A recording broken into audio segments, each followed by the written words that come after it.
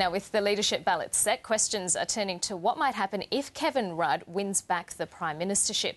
If Mr Rudd does secure the support of the Labor caucus, there are still some constitutional hurdles he'll have to overcome before moving back into the lodge. Associate Professor Anne Twoemy is a constitutional expert at the University of Sydney Law School, and she joins us now from Sydney. Anne Twoemy, good morning.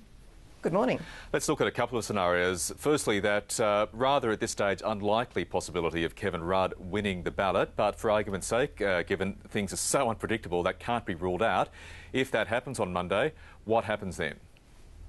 Well, the first thing to know is that it doesn't automatically make him Prime Minister. In order to be Prime Minister, the Governor-General has to appoint him. And so first of all you need a vacancy, and that would mean Julia Gillard would have to resign. But assuming that she did resign, then the Governor-General would have to make a choice.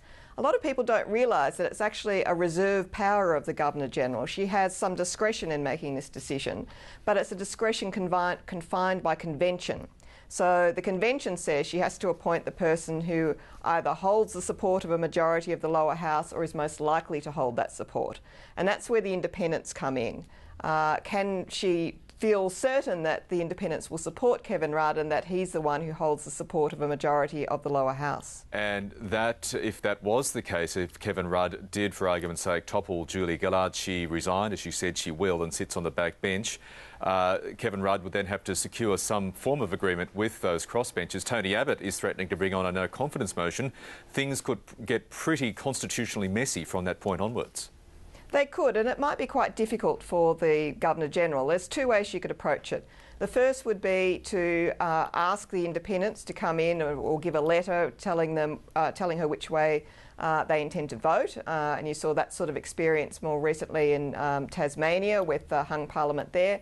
Or alternatively, she could say, I would rather wait for Parliament to make this decision, and so let Parliament sit, let there be a vote of confidence or no confidence on the floor of the Parliament, and whatever the House of Representatives chooses, then that person I'll appoint as Prime Minister. So she could take that choice, and that would make sure she wasn't seen to be in any way, biased or influencing results. She could leave it to the House to decide effectively. In fact, and if there was the possibility slight at this stage, given that Julia Gillard appears to have the numbers, but if those independents backed Tony Abbott, he could arguably present a case to the Governor-General to form government too.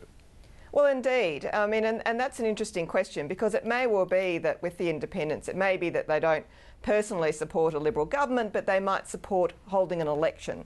Now, the independents can't themselves advise the Governor-General and say, hey, call an election.